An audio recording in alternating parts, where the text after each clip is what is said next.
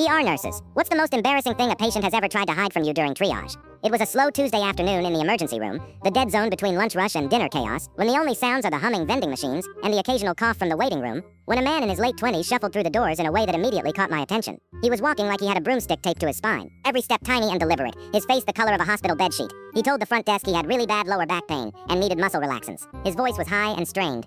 I figured he'd thrown something out at the gym, or slept wrong, so I brought him to a bed and started the standard intake. But something was off. He refused to sit down, said lying flat was worse, and kept shifting his weight from foot to foot, like he was standing on hot coals. When I asked him to describe the pain, he said it was sharp, and in the general butt area, and then immediately turned bright red.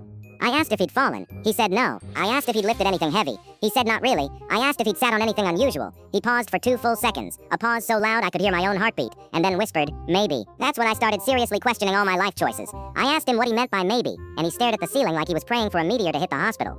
After a long and agonizing silence, he admitted that the night before, after a few too many drinks, he'd found a plush cat toy. One of those fluffy ones with the big plastic eyes, at a friend's apartment, and thought it would be hilarious to sit on it as a joke. He then forgot about it, sat down hard on a wooden chair a few minutes later, and felt something shift in a way that should never ever shift. He went to bed hoping it would sort itself out overnight. It did not.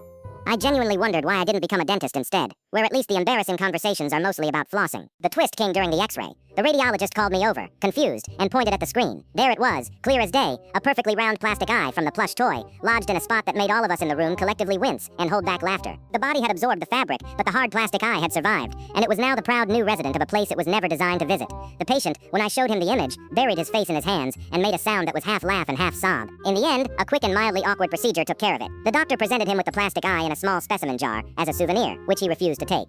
His friend picked him up and didn't stop laughing for the entire discharge process, even taking a photo of the x-ray for posterity. The patient swore he'd never drink again, never sit on anything fluffy, and never, ever tell his mother how he'd spent his Tuesday afternoon. Funny takeaway? Sometimes the worst pain you'll ever feel comes from the dumbest decision you'll ever make. And yes, the universe definitely keeps the x-rays as evidence. What's the craziest or dumbest thing that's ever happened to you on the job?